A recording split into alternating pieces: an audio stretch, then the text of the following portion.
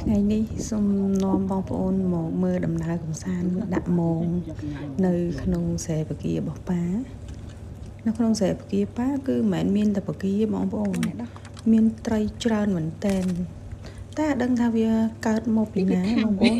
ព្រោះមុននឹងយើងចាំបកាយើងសម្រាប់វាស្អាតគឺអត់មានកូនត្រីអត់មានត្រីអីទាំងអស់តែស្រាប់តែមួយរយៈក្រោយមក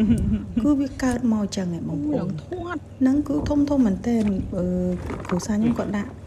មងកាឡា4ហ៊ុនដៃខ្លះកាឡា5ហ៊ុនដាក់បានចឹងបងប្អូនហើយពួកយើងគឺដាក់រាល់ថ្ងៃដាក់ព្យាយាមដាក់វាអស់ពីស្រែប៉ុន្តែនៅតែអត់អស់ច្រើនមែនតើហ្មងបងប្អូនកើតមកច្រើនហើយមិនមែនមានតែត្រីហ្នឹងឯងហើយជីត្រីហ្នឹងគឺជាប្រភេទត្រីដែលរស់នៅទឹកប្រៃបងប្អូនវាមិនមែនរស់ឡាប់យ៉ាដែលនៅទឹកសាបឯណាហ្នឹងគឺទឹកប្រៃនេះតែជាប់មិនដែរដែលអ្នកស្រុកកំពង់សោមខ្ញុំគាត់ហៅថាត្រីម្រេច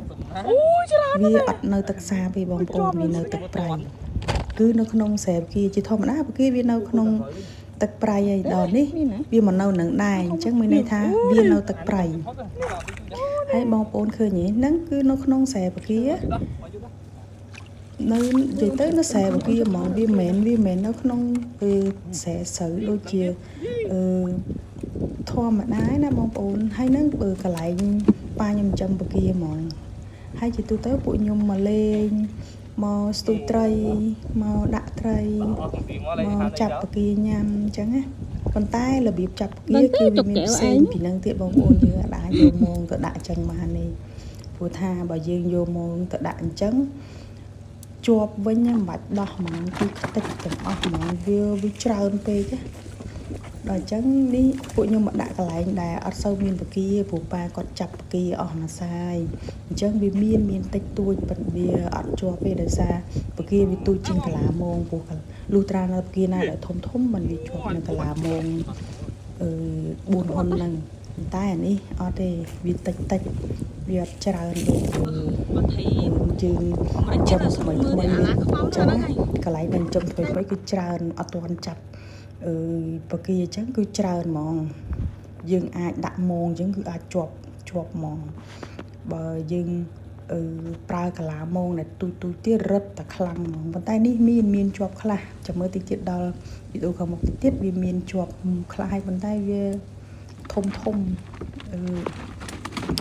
យើងអាចវាធំដល់ជាប់មងបានហ្មងបងប្អូនព្រោះថាវាសល់អាមុនអាក្រោយអញ្ចឹងបើ